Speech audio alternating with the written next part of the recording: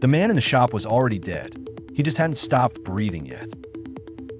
Elias looked at the grandfather clock in the corner of his Prague workshop. It wasn't ticking. Instead, it was whispering his name in a voice that sounded like grinding gears and old secrets. Years ago, Elias had made a deal with a man who smelled of ozone and ancient parchment. In exchange for the steadiest hands in Europe, Elias promised to repair the Chronos key. He didn't know the key wasn't meant to fix a clock, but to unlock a moment in time. The door chimes rang, but no one entered. The air grew thick, smelling of burnt copper and rain. Elias reached for his loupe, but his hands, once his greatest asset, were shaking violently.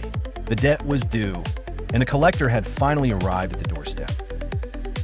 "Is it finished?" A voice echoed from the shadows behind the pendulum. Elias didn't turn around.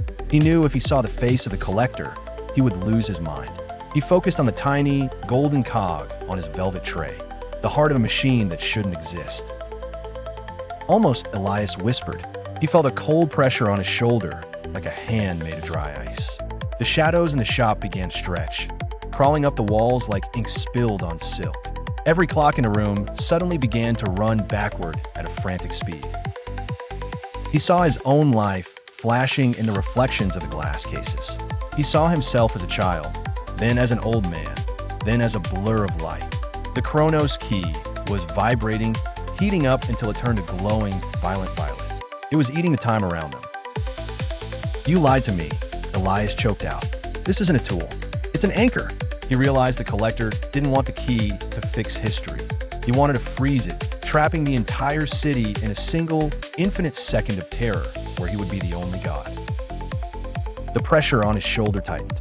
"Finish it, or I will weave your heartbeat into the gears forever." Elias looked at the cog. He had one chance to sabotage the mechanism.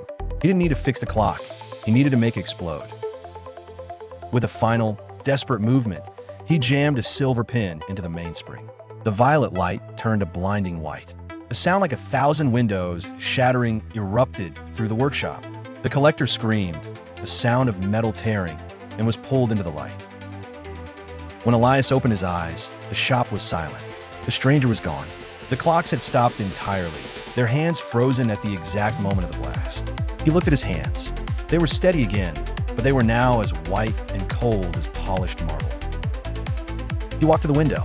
Outside, the streets of Prague were perfectly still. A bird was frozen mid-flight above the cobblestones. A woman was caught in the act of dropping a coin. He had stopped the collector, but he had accidentally stopped everything else too. He was the only thing moving in a world made of statues.